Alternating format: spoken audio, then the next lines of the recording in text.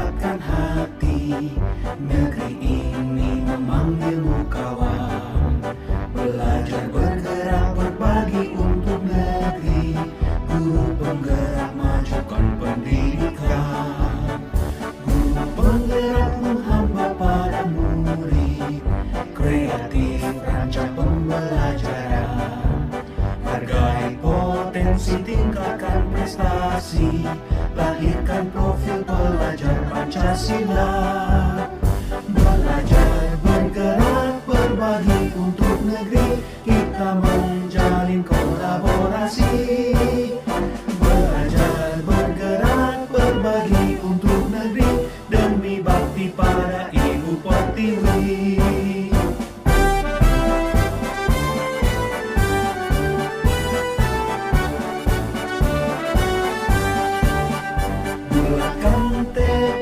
Kuatkan hati, negeri ini memanggilmu kawan. Belajar bergerak berbagi untuk negeri. Guru penggerak majukan pendidikan. Guru penggerak menghamba pada murid. Kreatif rancang pembelajaran. Hargai potensi, tingkatkan prestasi. Lahirkan profil pelajar Pancasila. Belajar bergerak berbagi untuk negeri. Kita menjalin kolaborasi.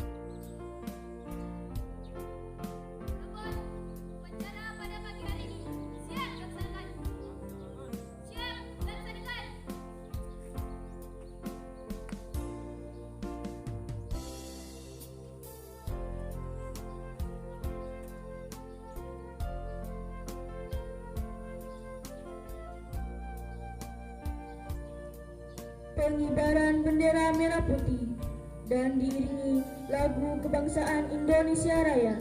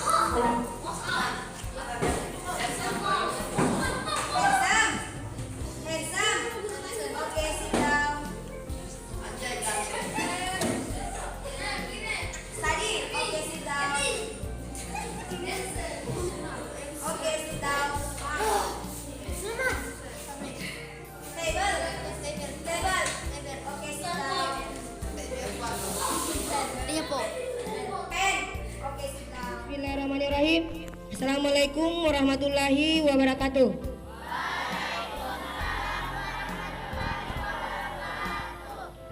Selamat pagi.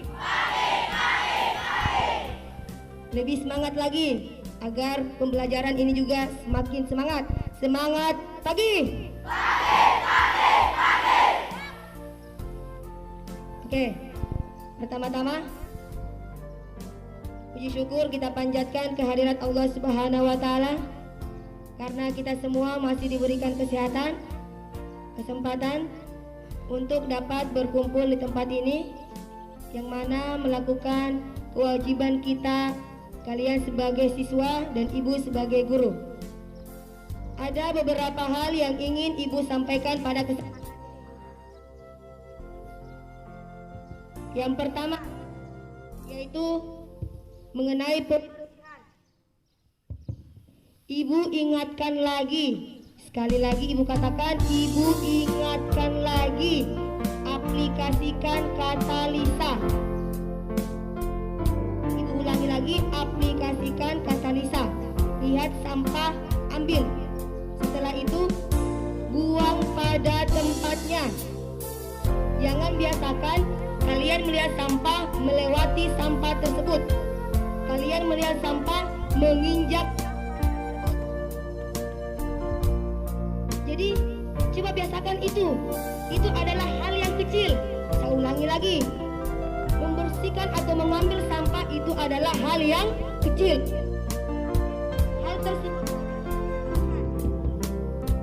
Kenapa kalian tidak bisa lakukan hal kecil tersebut? Karena kurangnya kebiasaan kalian. Itu salah satu budaya positif, yaitu aplikasikan Lisa. Lihat sampah, ambil, agar ruangan kita, agar sekolah kita itu jadi bersih. Itu yang satu ibu minta dulu. Satu saja dulu. Saya ulangi untuk semua siswa. Jaga kebersihan dari awal masuk sekolah sampai pulang. Kalian itu ibu perhatikan, pada saat jam-jam mau pulang, itu sampahnya sudah terhambur di dalam kelas. Itu debu sudah terhambur dalam kelas. Siapa yang kotori? Saya. Saya ulangi, siapa yang kebanyakan paling lama dalam kelas? Saya atau kalian? Itu kan kalian cerdas. Makanya kalau kalian masuk di kelas yang merata jam kelima, wow sekali kelasnya. Kelas 7 sampai kelas 9 ibu perhatikan. Secara keseluruhan. Itu kebersihannya dulu satu yang ibu minta. Itu salah satu budaya positif yang harus diaplikasikan. Karena kalian paham, kalian sudah tahu bahwa kebersihan adalah sebagian dari. Itu cerdas. Itu aplikasikan coba. Jadi ibu harapkan mulai saat ini aplikasikan itu satu. Aplikasikan itu satu kata Lisa. Sepakat? Oke, sudah sepakat. Oke, ibu akhiri. Ibu ambil alih. Semuanya siap gerak. Sebelum memulai aktivitas kita pada pagi hari ini, mari kita menundukkan sejenak untuk berdoa. Semoga apapun yang kita lakukan selalu diridhoi. Berdoa dimulai.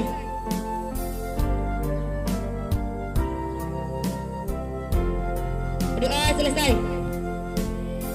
Setelah di sini bunyi apel jam pertama, semuanya langsung masuk. Oke, tanpa penghormatan. Balik kanan ya. Tanpa penghormatan. Bubar, jalan. Balik kanan.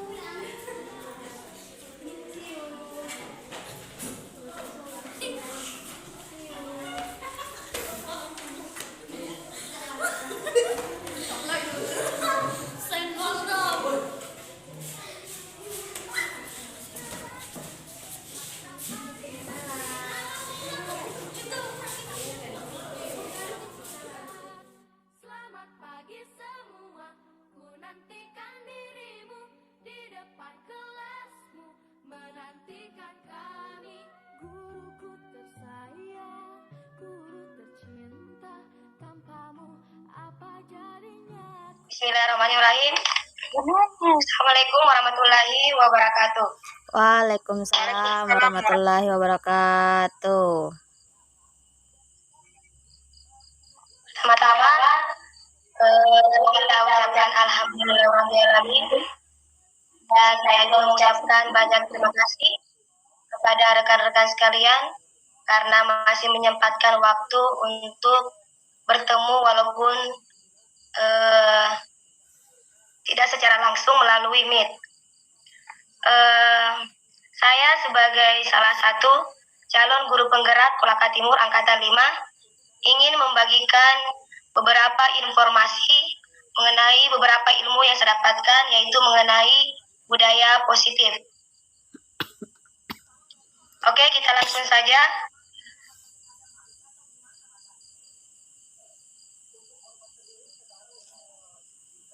Untuk mengawali penyampaian saya ini, terlebih dahulu kita harus memahami tentang apa itu arti budaya.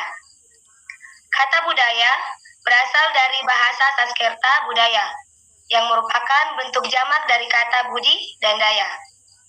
Budi memiliki arti budi atau akal pikiran, sedangkan daya mempunyai arti usaha atau ikhtiar. Sedangkan di dalam bahasa Inggris, budaya dikenal dengan kata kultur, yang berasal dari bahasa Latin, yaitu color, yang memiliki arti mengolah atau mengerjakan. Budaya merupakan pola atau cara hidup yang terus berkembang oleh sekelompok orang yang diturunkan pada generasi berikutnya.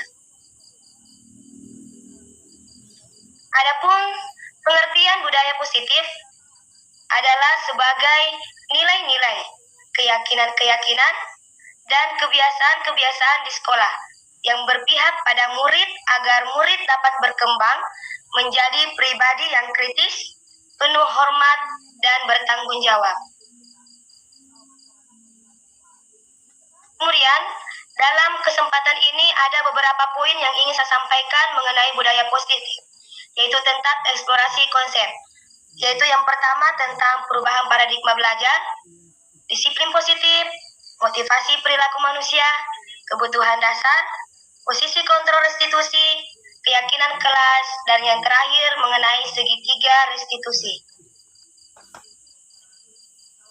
Poin pertama yaitu mengenai tentang perubahan paradigma. Nah, di sini kita harus pahami apa sebenarnya itu pengertian perubahan paradigma. Perubahan paradigma itu didefinisikan sebagai perubahan penting yang terjadi ketika cara berpikir yang biasa tentang atau melakukan sesuatu diganti dengan cara yang baru dan yang berbeda bahkan luar biasa. Ini menurut para ahli Hun Thomas.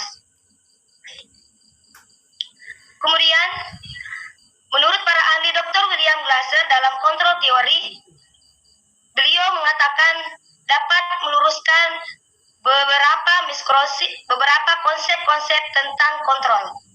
Nah, bagian-bagian konsep itu ialah ilusi guru mengontrol murid, ilusi bahwa semua penguatan positif, efektif, dan bermanfaat, ilusi bahwa kritik dan membuat orang merasa bersalah dapat menguatkan karakter, dan yang terakhir itu tentang ilusi bahwa orang dewasa memiliki hak untuk memaksa.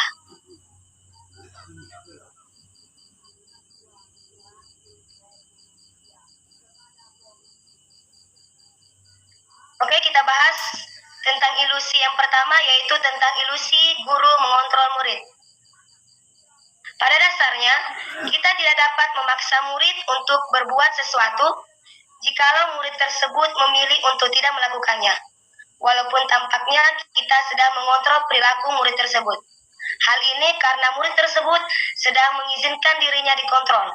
Saat itu, bentuk kontrol guru menjadi kebutuhan dasar yang dipilih oleh murid tersebut. Teori kontrol menyatakan bahwa semua perilaku memiliki tujuan, bahkan terhadap perilaku yang tidak disukai. Berikutnya yaitu ilusi bahwa semua penguatan positif efektif dan bermanfaat. Dalam penguatan positif ini, atau bujukan ini adalah bentuk-bentuk kontrol. Segala usaha untuk mempengaruhi murid agar mengulangi suatu perilaku tertentu adalah suatu usaha untuk mengontrol murid tersebut. Dalam jangka waktu tertentu, kemungkinan murid tersebut akan menyadarinya dan mencoba untuk menolak bujukan kita. Atau bisa jadi mereka tersebut menjadi tergantung pada pendapat sang guru untuk berusaha. Kemudian yang berikutnya tentang ilusi bahwa kritik dan membuat orang merasa bersalah dapat menguatkan karakter. Nah, dalam kritik ini, yang dilakukan rasa bersalah untuk mengontrol murid menuju pada identitas kegagalan. Mereka hanya belajar untuk merasa buruk tentang diri mereka. Mereka hanya mengembangkan dialog diri yang negatif. Kadangkala, sulit bagi guru untuk mengidentifikasi bahwa mereka melakukan pelaku ini. Karena mungkin seringkali guru cukup menggunakan suara halus untuk menyampaikan pesan negatif. Kemudian, yang terakhir itu tentang ilusi bahwa orang dewasa memiliki hak untuk memaksa. Banyak orang dewasa yang percaya bahwa ketika mereka melakukan tanggung jawab untuk membuat murid-murid berbuat hal-hal tertentu, apapun yang dilakukan dapat diterima, selama ada sebuah kemajuan berdasarkan sebuah pengukuran kinerja. Pada saat itu pula, orang dewasa akan menyadari bahwa perilaku memaksa tidak akan efektif untuk jangka waktu panjang dan sebuah hubungan permusuhan akan terbentuk. Nah, di sini kita bisa perhatikan tentang bagaimana seorang bisa berubah dari paradigma stimulus respon menjadi pendekatan teori kontrol. Ini menurut para ahli, yaitu Stephen R. Covey, yaitu dalam Principle Centered Leadership tahun 1991, beliau mengatakan bahwa bila kita ingin membuat kemajuan perlahan, sedikit-sedikit ubahlah sikap atau perilaku Anda. Namun, bila kita ingin memperbaiki cara-cara utama kita, maka kita perlu mengubah kerangka acuan kita. Ubahlah bagaimana Anda melihat dunia, bagaimana Anda berpikir tentang manusia.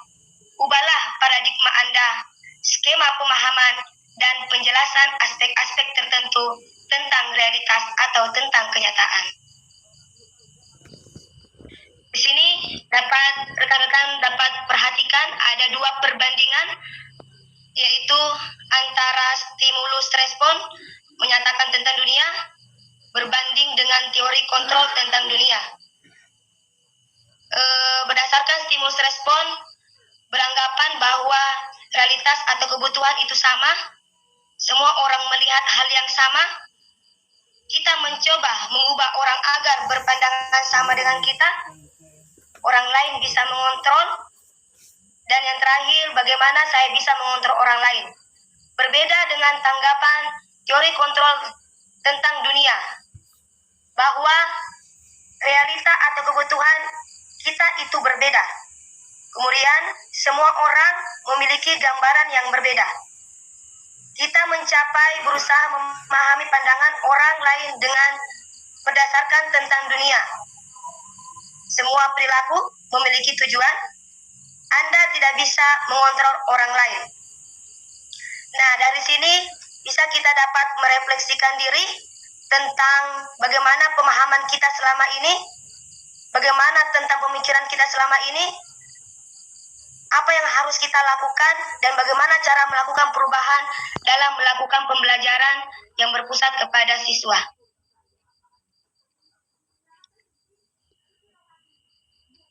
Sebab dalam memberikan suatu pembelajaran ke anak, harus berusaha memberikan pembelajaran apa yang dibutuhkan setiap anak. Pembelajaran yang membuat anak tertarik untuk belajar, dan pembelajaran yang penuh menyenangkan. Sesuai dengan filosofi Ki Hajar Dewantara menyatakan bahwa memberikan pembelajaran yang menarik, menyenangkan, yang berpusat pada anak.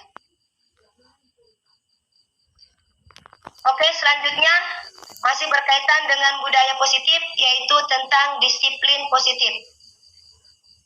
Nah, di sini kata disiplin berasal dari bahasa Latin, yaitu discale yang berarti belajar. Berdasarkan kata tersebut, muncullah kata disiplin yang mempunyai arti pengajaran atau pelatihan. Dalam bahasa Inggris, disiplin yaitu disciple yang memiliki arti pengikut atau murid. Sedangkan dalam Kamus Bahasa Indonesia, itu diartikan bahwa sebagai latihan batin, watak, agar maksud supaya segala perbuatannya selalu mentaati tata tertib. Dan arti berikutnya sebagai ketaatan pada aturan ataupun tata tertib. Selanjutnya, dalam disiplin diri, membuat orang menggali potensinya menuju sebuah tujuan. Apa yang kita inginkan atau apa yang kita hargai. Dalam budaya kita, makna disiplin telah berubah menjadi sesuatu yang dilakukan seseorang pada orang lain untuk mendapatkan kepatuhan. Banyak kecenderungan umum untuk menghubungkan kata disiplin dengan kata ketidaknyamanan, bukan lagi dengan kata penghargaan ataupun intinya ingin mencapai suatu tujuan. Mungkin teman-teman sering mendengar bahwa kata-kata disiplin itu tidak melundra lagi dalam kehidupan kita. Dalam artian, jika mendengar kata disiplin, Bapak dan Ibu bisa memikirkan apa yang harus kita lakukan dalam dunia disiplin. Nah, di sini disiplin dapat dikaitkan dengan tata tertib, teratur, dan kepatuhan pada peraturan. Kata disiplin juga sering dihubungkan dengan hukuman. Padahal itu sungguh berbeda karena belajar tentang disiplin positif tidak harus dengan memberi hukuman. Justru itu adalah salah satu alternatif terakhir dan kalau perlu tidak digunakan sama sekali. Makna disiplin sesuai dengan pemikiran Ki Hajar Dewantara adalah disiplin diri yang memiliki motivasi internal. Jika dalam diri kita sudah ada motivasi untuk disiplin, maka kita tidak memerlukan orang lain untuk mendisiplinkan kita dengan hukuman-hukuman tertentu.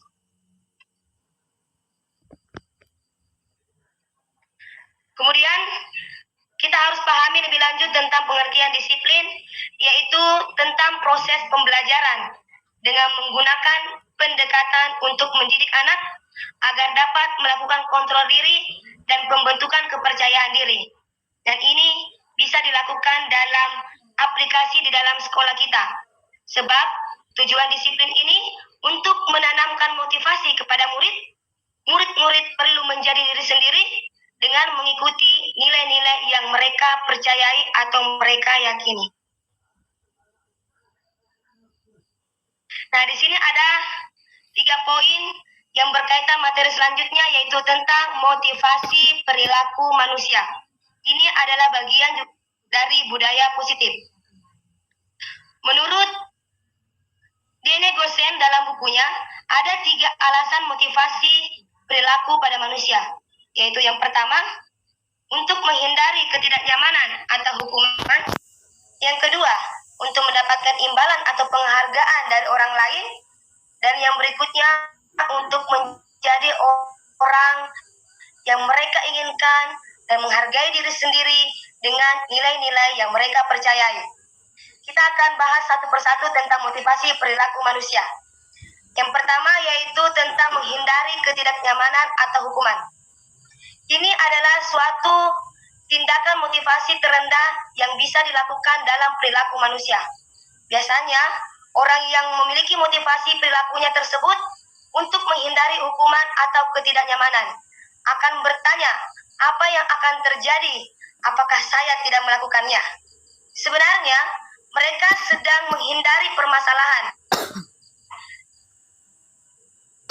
yang mungkin muncul dan berpengaruh pada mereka secara psikologis maupun tidak terpenuhnya kebutuhan mereka bila mereka tidak melakukan tindakan tersebut. Kemudian yang kedua tentang motivasi perilaku manusia untuk mendapatkan imbalan atau penghargaan dari orang lain. Nah, dalam perilaku ini, untuk mendapatkan imbalan atau penghargaan dari orang lain, orang dengan motivasi ini akan bertanya, apa yang akan saya dapatkan apabila saya melakukan ini? Mereka melakukan sebuah tindakan untuk mendapatkan pujian dari orang lain yang menurut mereka penting, dan mereka letakkan dalam dunia berkualitas mereka. dan bisa saja mereka juga melakukan sesuatu untuk mendapatkan hadiah, pengakuan, ataupun imbalan. Kemudian yang terakhir tentang perilaku manusia untuk menjadi orang yang diinginkan, dihargai diri sendiri dengan nilai-nilai yang mereka percaya. Dalam motivasi ini akan timbul pertanyaan, akan menjadi orang seperti apa bila saya melakukannya?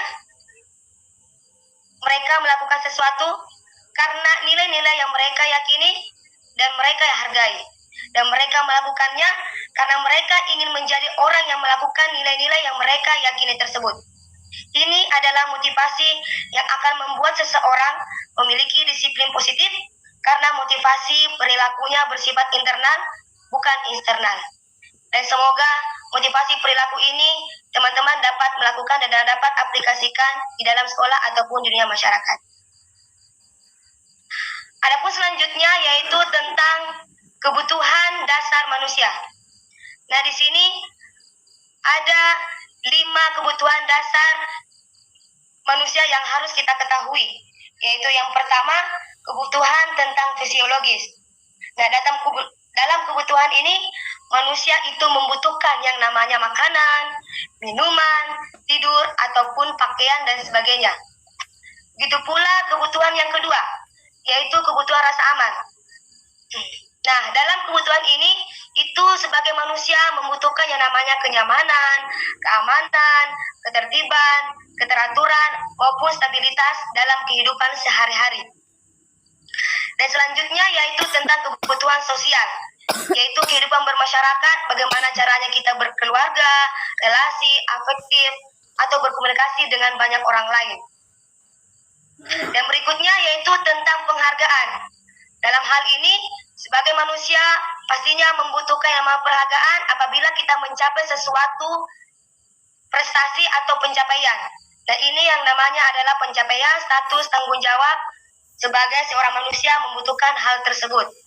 Dan yang terakhir yaitu membutuhkan aktualisasi diri, yaitu pengembangan diri, pemenuhan ideologi, yang mana ini adalah kebutuhan yang sangat dibutuhkan untuk bisa mendapatkan ilmu lebih banyak, mencari ilmu lebih banyak, mengembangkan pengetahuan apa yang kita inginkan dan dapat mengaplikasikan dalam sekolah maupun dalam masyarakat.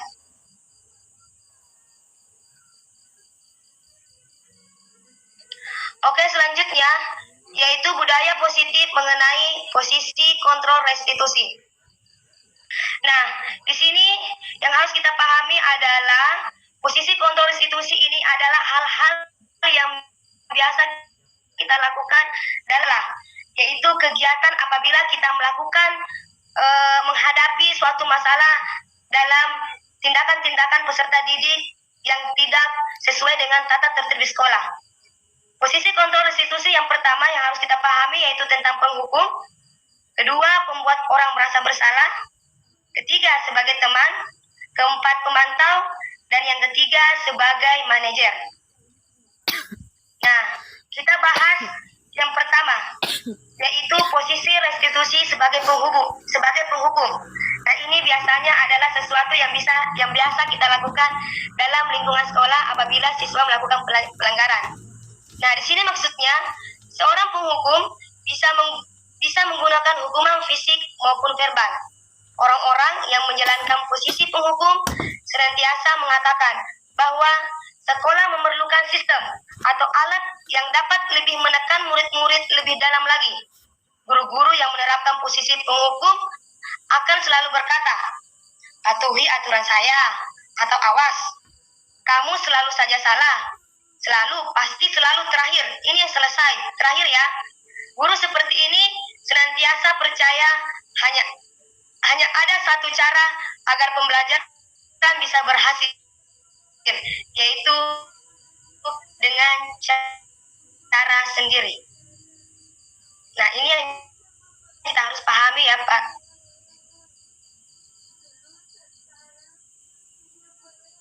Teman-teman sekalian.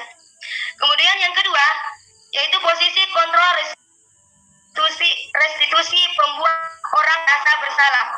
Posisi ini hanya lebih lembut. Orang merasa akan menggunakan keheningan, membuat orang lain merasa tidak nyaman. Bersalah, Bu, sangat kecewa sekali denganmu. Gimana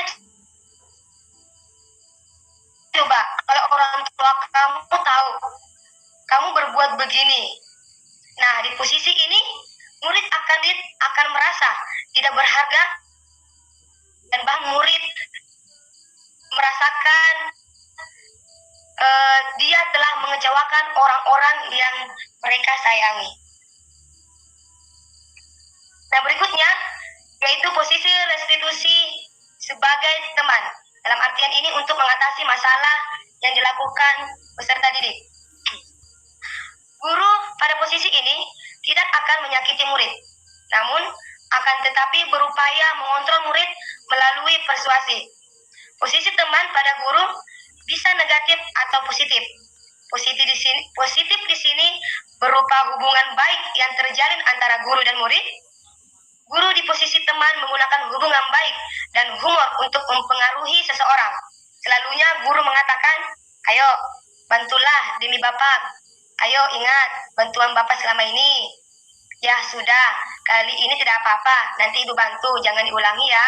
Nah, hal negatif dari posisi sebagai teman apabila menyelesaikan masalah, yaitu bila suatu saat guru tersebut tidak membantu, maka murid akan kecewa dan berkata, "Saya pikir Bapak Ibu teman saya." Murid merasa dikecewakan dan tidak mau lagi berusaha. Hal lain yang mungkin timbul adalah murid hanya akan bertindak untuk guru dan untuk guru lainnya. Murid akan bergantung pada guru tersebut tanpa bergantung pada guru yang lainnya. Nah, kemudian yang berikutnya yaitu mengatasi masalah posisi kontrol dengan sebagai monitor atau pemantau. Nah, di sini monitor berarti mengawasi. Pada saat kita mengawasi, kita bertanggung jawab atas perilaku orang-orang yang kita awasi. Posisi pemantau berdasarkan pada peraturan-peraturan dan konsekuensi dengan menggunakan sanksi atau konsekuensi. Kita dapat memisahkan hubungan pribadi kita dengan murid sebagai seseorang yang menjalankan posisi pemantau. Pertanyaan guru biasanya dilakukan yaitu seperti peraturannya apa? Apa yang telah kamu lakukan? Sanksi atau konsekuensinya apa? Nah, sebagai guru pemantau sangat mengandalkan perhitungan, catatan, data yang dapat digunakan sebagai bukti atas perilaku seseorang. Posisi ini akan menggunakan stiker, slip catatan, ataupun daftar cek.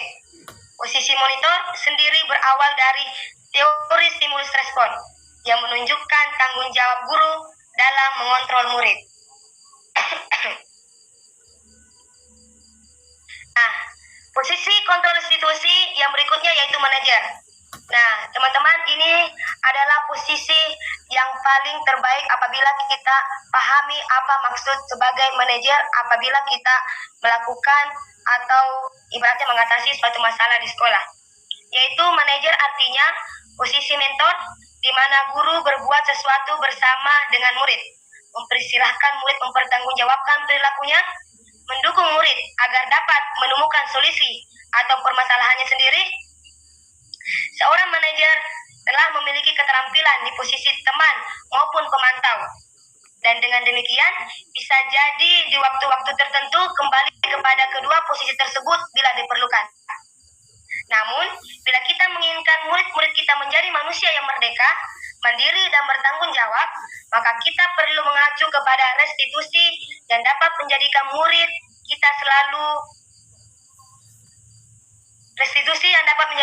kita seorang manajer bagi dirinya sendiri. Di manajer, murid diajar untuk menganalisis kebutuhan dirinya maupun kebutuhan orang lain. Di sini penekanannya bukan pada kemampuan membuat konsekuensi, namun dapat berkolaborasi dengan murid bagaimana memperbaiki kesalahan yang ada. Nah, dalam manajer ini yaitu guru dan murid itu bekerja sama untuk mengatasi solusi yang telah telah dihadapi oleh peserta didik. Nah, dalam posisi seorang manajer selalunya berkata, apa yang kita yakini, kita akan kembali kepada keyakinan kelas ataupun keyakinan dalam sekolah. Apakah kamu meyakininya? Jika kamu meyakininya, apakah kamu bersedia memperbaikinya? Jika kamu memperbaiki ini, hal ini menunjukkan apa tentang dirimu? Kemudian apa rencanamu yang akan kamu lakukan untuk memperbaiki hal itu? Nah, tugas seorang manajer bukan untuk mengatur perilaku seseorang, tapi kita membimbing murid untuk dapat mengatur dirinya. Seorang manajer bukan memisahkan murid dari kelompoknya, tetapi mengembalikan murid tersebut ke kelompoknya dengan lebih baik, kuat dalam menghadapi rintangan di sekolah maupun di luar sekolah.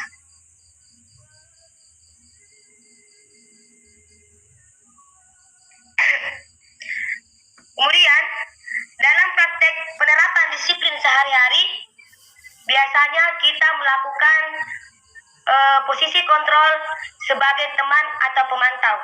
Karena murid yang ditangani belum siap diajak berdiskusi atau diundang melakukan restitusi. Namun, perlu disadari, tujuan akhir dari 5 posisi kontrol seorang guru adalah pencapaian posisi manajer, di mana di posisi ini adalah murid dapat menjadi pribadi yang mandiri, merdeka, bertanggung jawab atas segala perilaku dan sikapnya, yang pada akhirnya dapat menciptakan lingkungan yang positif, nyaman, dan aman.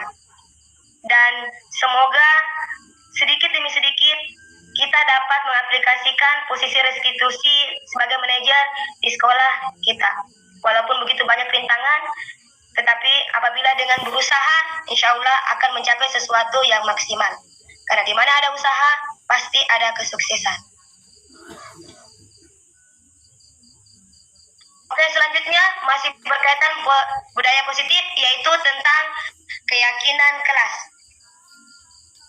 Nah, di sini pengertian keyakinan kelas itu merupakan sesuatu yang disepakati secara sadar dan diterapkan di lingkungan kelas. Adapun tujuannya yaitu menciptakan pembelajaran yang berpusat pada siswa, memunculkan keterlibatan murid dalam menentukan kelas, kemudian menumbuhkan komunikasi efektif antara murid dan guru.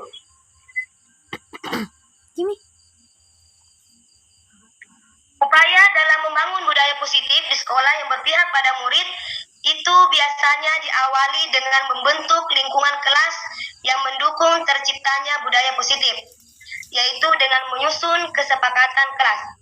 Nah, kesepakatan kelas ini dapat membantu dalam melakukan budaya disiplin positif di dalam kelas.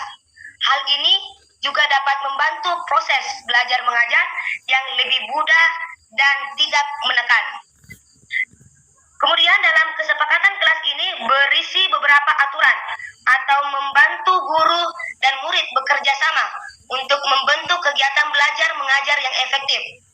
Dengan kesepakatan kelas, tidak hanya berisi harapan guru terhadap murid, tapi juga harapan murid terhadap guru.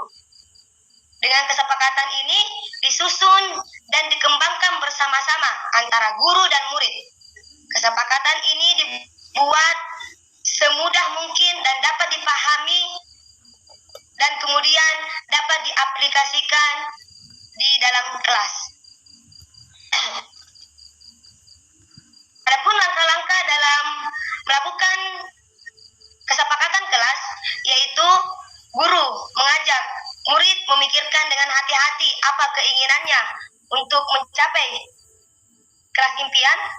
Kemudian guru meminta murid menuliskan apa yang mereka pikirkan dan inginkan tentang kelasnya dalam belajar.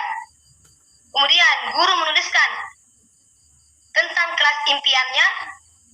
Kemudian guru meminta murid menempelkan hasil pemikiran yang mereka tulis. Setelah itu melakukan kerjasama antara guru dan murid untuk menyimpulkan tentang keyakinan kelas atau kesepakatan kelas apa yang ingin disepakati. ataupun yang diimpikan oleh peserta didik.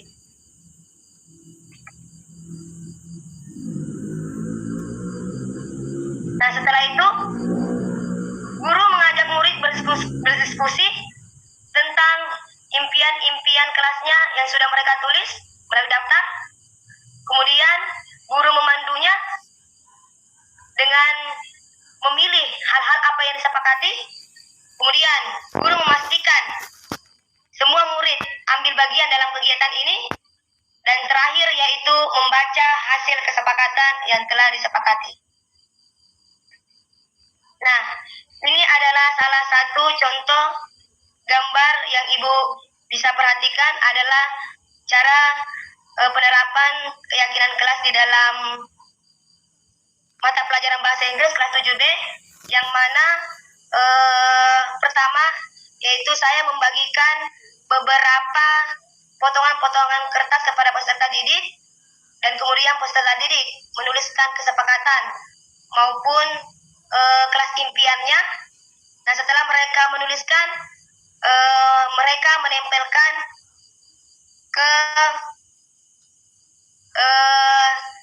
tempat yang sudah ditentukan.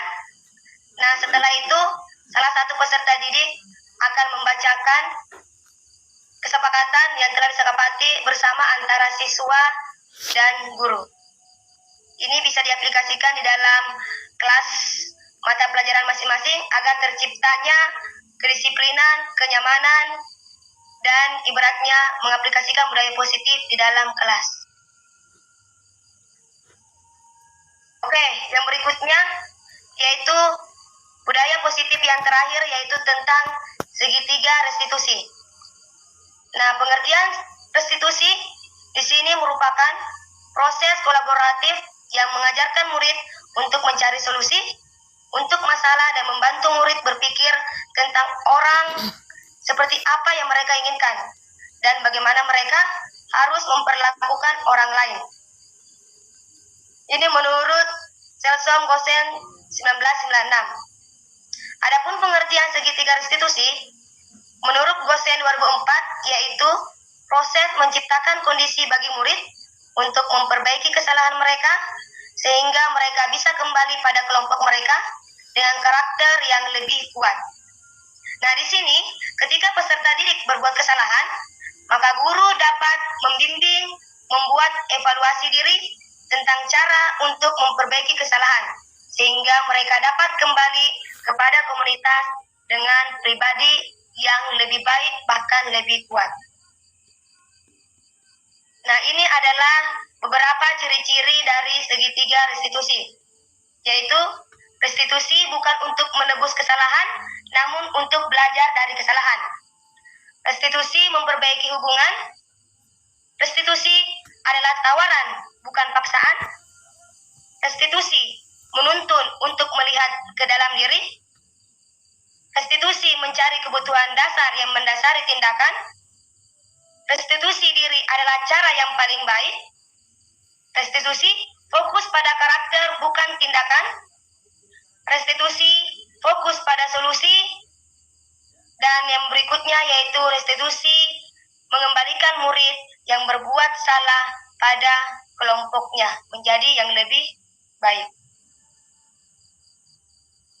Nah, ini adalah segitiga restitusi, adalah langkah-langkah ataupun tahapan-tahapan yang bisa kita lakukan untuk dapat mengatasi atau menghadapi masalah yang telah dilakukan oleh peserta didik di sekolah. Yaitu tahap pertama, yaitu menstabilkan identitas. Nah, pada tahap ini, peserta didik diajak untuk tenang dan kembali ke suasana hati di mana proses belajar dan menyelesaikan masalah bisa kita lakukan. Guru dapat mengucapkan kata-kata, berbuat salah itu tidak apa-apa, tidak ada manusia yang sempurna, dan berikutnya. Nah, ini semua dapat Ibu perhatikan. Yang saya tampilkan adalah apabila kita mengatasi seseorang anak melakukan kesalahan, bisa dilakukan yang pertama yaitu menstabilkan identitas dengan menggunakan ungkapan-ungkapan tersebut. Dan yang kedua yaitu tahapan validasi tindakan yang salah. Nah, tahapan ini adalah perbuatan yang salah pada peserta didik seringkali dilakukan untuk memenuhi beberapa kebutuhan pada manusia. Di sini, guru mampu memahami maksud perbuatan peserta didik tersebut. Dan guru dapat mengucapkan kepada peserta didik, yaitu, padahal kamu bisa melakukan yang lebih buruk dari ini, kamu pasti punya alasan melakukannya, kamu patut bangga pada dirimu, kamu boleh mempertahankan sikapmu. Nah, ini adalah tindakan yang kedua setelah melakukan tadi tindakan yang pertama, yaitu menstabilkan identitas. Dan yang berikutnya, yaitu menanyakan keyakinan.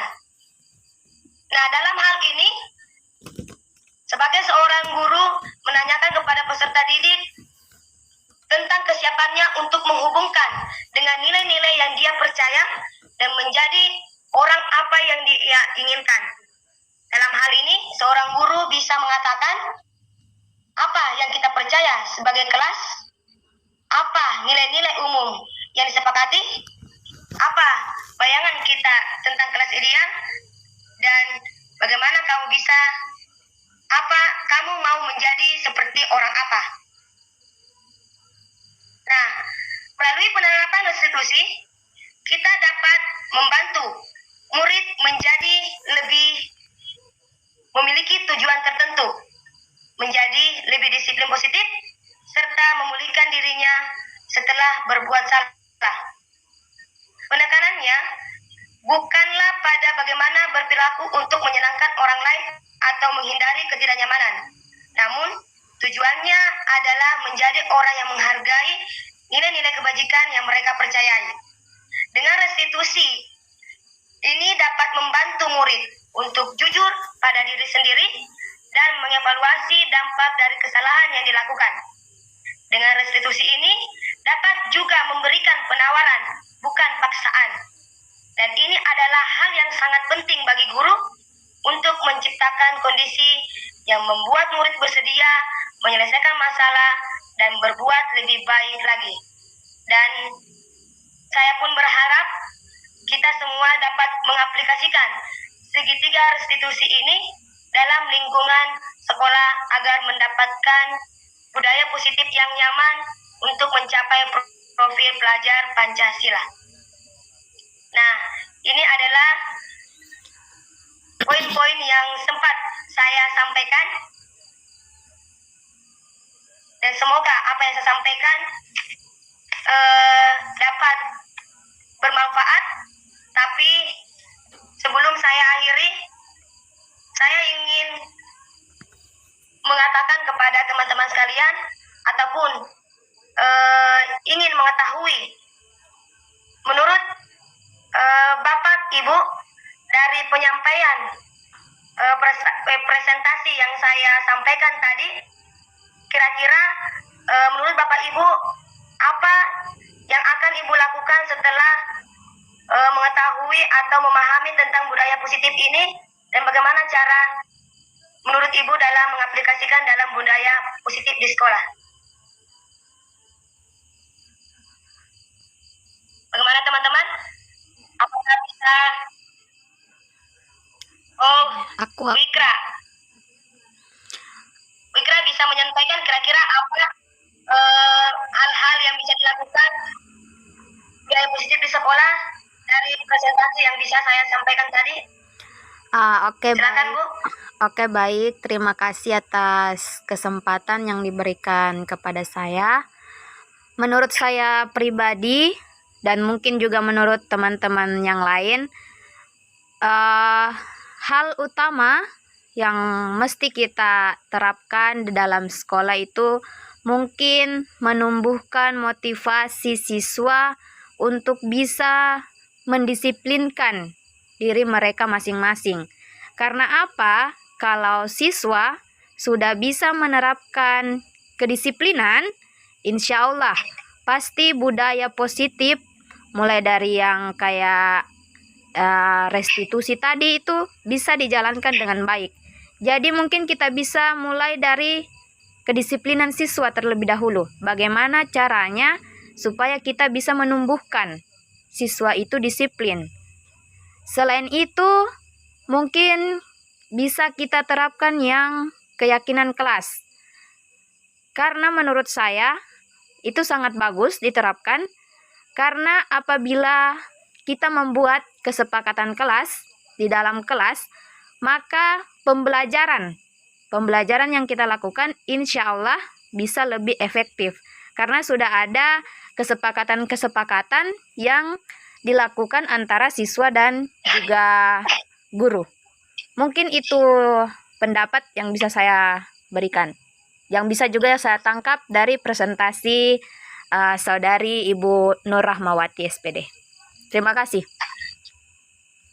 Oke, terima kasih Bu Ikra. Mungkin ada penyampaian dari teman yang lain, kira-kira apa yang harus dilakukan dalam mengetahui budaya positif di sekolahnya? Silakan Ibu Triati. Assalamualaikum warahmatullahi wabarakatuh.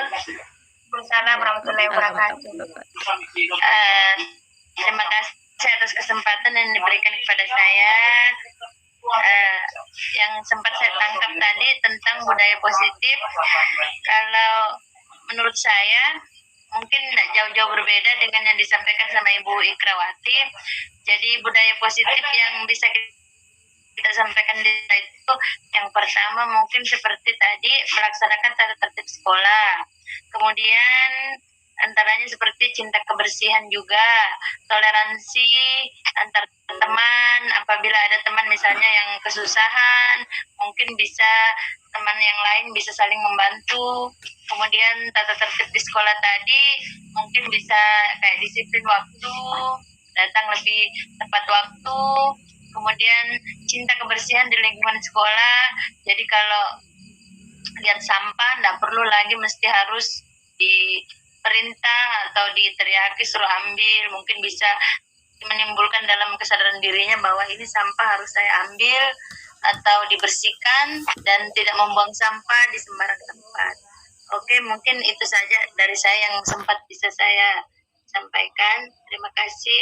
Assalamualaikum warahmatullahi wabarakatuh. Waalaikumsalam. Ya, terima kasih untuk Ibu Sriati. Mana teman yang lain? Apakah masih ada? Oke, terima kasih untuk beberapa teman-teman. Di sini maksud saya dalam melakukan presentasi hanya ingin mengajak kepada rekan-rekan sekalian, mari kita laksanakan yang namanya budaya positif dalam sekolah. Walaupun kadang kita berpikir sesuatu hal itu sangat rumit dilakukan, tetapi lakukanlah secara sedikit demi sedikit. Karena sedikit demi sedikit bisa saja menjadi hal yang lebih banyak yang bisa kita lakukan. Jadi hal-hal yang ibaratnya sesuatu hanya sekali kita lakukan, kita usahakan untuk melakukannya setiap hari. Dan kemudian saya juga ingin mengajak kepada teman semua untuk melakukan kesepakatan kelas, karena dengan kesepakatan kelas itu dapat merasakan kenyamanan, merasakan ketertiban, dan dalam proses pembelajaran agar lebih aktif dan lebih kreatif antara siswa yang lainnya beserta gurunya. Kemudian di sini saya juga ingin mengajak pada teman-teman, mari kita mengaplikasikan segitiga restitusi dalam hal ini untuk mengatasi beberapa siswa-siswa yang sering melakukan kesalahan-kesalahan. Nah, dalam mengatasi siswa tersebut, mari juga kita melakukan sebagai guru manajer. Karena sebagai manajer, kita membimbing anak untuk melakukan kolaborasi antara guru dan siswa untuk menyadari kesalahannya serta mendapatkan solusi dari kesalahan apa yang mereka lakukan. Nah, sampai di sini mungkin saya berharap penyampaian saya itu dapat bermanfaat bagi kita semua. Adapun kesalahan-kesalahan dari ucapan atau penyampaian saya itu berasal dari diri saya, dan kelebihan itu semua berasal dari Allah Subhanahu wa taala. Dan saya akhiri, terima kasih banyak atas luang waktunya pada malam hari ini. Salam sukses, selamat bergerak, semoga kita semua selalu dilindungi oleh Allah Subhanahu wa taala. Assalamualaikum warahmatullahi wabarakatuh. Waalaikumsalam warahmatullahi wabarakatuh.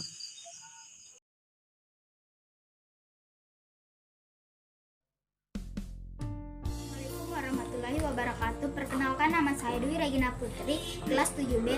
Kesepakatan kelas yang dilakukan di kelas mata pelajaran bahasa Inggris dengan teman-teman dan Bu Rahma adalah suatu hal yang positif dilakukan karena telah terciptanya beberapa aturan yang disepakati bersama sehingga dapat merasakan kenyamanan di dalam kelas pada saat belajar. Terima kasih. Wassalamualaikum warahmatullahi Bismillahirrahmanirrahim. Assalamualaikum warahmatullahi wabarakatuh. Perkenalkan, nama saya Ikrawati Santri Ayu Putri Fatimah. Saya salah satu guru dari SMP Negeri 1 Mawewe. Baik, di sini saya akan menyampaikan apa yang bisa saya tangkap dari hasil presentasi salah satu calon guru penggerak, yaitu saudari Nur Rahmawati. Yaitu yang pertama, sebagai guru kita bisa mengusahakan bagaimana untuk menumbuhkan motivasi pada diri siswa untuk bisa lebih disiplin lagi, baik itu disiplin dalam menaati tata tertib sekolah, disiplin dalam menjalankan kebersihan sekolah, maupun disiplin pada saat ketika memasuki jam mata pelajaran di kelas. Selain itu, yang bisa saya tangkap dari presentasi beliau, pada saat guru sebelum memulai pelajaran hendaklah mengadakan yang namanya kesepakatan kelas antara siswa dan juga guru. Tujuan dari kesepakatan kelas ini adalah supaya bisa menghidupkan kelas itu sendiri agar pembelajaran lebih efektif dan lebih tenang ketika kita masuk mengajar di kelas, karena sudah adanya kesepakatan yang dibuat antara siswa dan juga guru.